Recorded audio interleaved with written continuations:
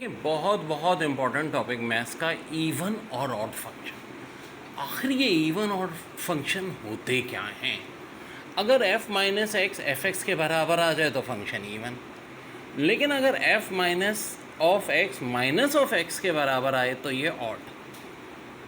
यानी कि even function की मिसाल फ़र्ज़ करो, x की कोई इवन पावर दी हुई है, फिर 1/x की पावर इवन दी हुई है, फिर कोई 7 यानी कोई कांस्टेंट नंबर दिया है।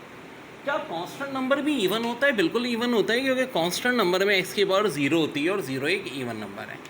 जैसे कि देखो x6 plus 1/x8 plus 7 plus cos x plus sec x, आपसे पूछेंगे कौन सा फंक्शन है तो इवन फंक्शन है। याद रहे ट्रिग्नोमेट्रिक रेशियोज में कॉस और सेक को, किनको, कॉस को और सेक को क्या माना जाता है? इवन। कॉस का रेसिप्रोकल सेक है, बस आप कॉस ध्यान में रखो।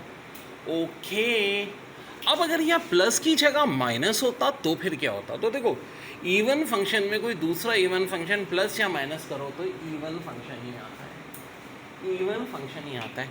अब अगर इवन फंक्शन में मैं प्लस या माइनस कोई ऑड फंक्शन कर दूं तो भाई फंक्शन तो होगा, लेकिन ये क्या लाएगा? Neither even nor odd, neither even nor odd. Function क्या है मैंने बहुत डिटेल में बताया है। ओके, अब अगर कोई इवन फंक्शन को मल्टीप्लाई या डिवाइड इवन फंक्शन से करें तो फिर क्या होगा?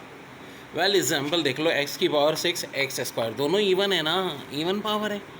6 और 2, आपको पता है बेसिस से वो पावर एडअप होती है। 6 प्लस 2 8, ये इवन आ गया।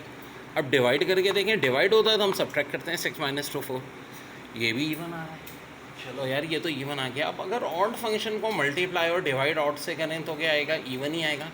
जैसे कि x5 और x³ मल्टीप्लाई होंगे तो प्लस हो जाएंगे। 5 प्लस 3 कितना होता है? 8, और 5 माइनस 3 कितना होता है? 2। इवन ही आ रहा है। ज़बरदस्त यार, यहाँ तक तो बात समझ में आ गई। ठीक है जी, यहाँ तक हमने बात कर ली इवन।